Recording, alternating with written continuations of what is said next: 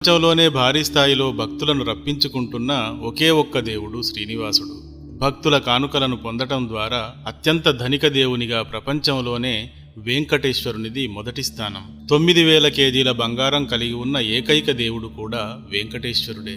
వెంకటేశ్వరునిది విష్ణువు దశావతారాలలో ఒకటి కాదు. మరి ఎలా ఆయన భూమిపై అవతరించాడు, ఆయన దివ్యకథ ఏమిటి అన్నది చాలా ఆసక్తికరంగా ఉంటుంది. ఈ వీడియోలో శ్రీ వెంకటేశ్వరుని పూర్తి కథను చెప్తాను. వీడియోని లైక్ చేసి షేర్ చేసి ఛానల్ని సబ్స్క్రైబ్ మాత్రం చేయండి. సబ్జెక్ట్లోకి వెళదామిక. శ్రీ వెంకటేశ్వరుని అవతార కథ అహంకారాన్ని అంతం చేయడంతో మొదలవుతుంది. కలియుగంలో అహంకారం పొరలు పొరలుగా పేరుకుపోయి మొదటి స్థానంలో ఉంటుంది. ఈ అహంకారం పుణ్యాత్ములను, మంచివారిని, భక్తులను తీవ్రంగా ఆపదల పాలు చేస్తూ ఉంటుంది. దానిని అంతం చేయవలసిన అవసరం ఉంది అనే అంతరార్థానికి సూచనగా ఎంతో అందంగా శుతిమెత్తగా అహంకారాన్ని భృగు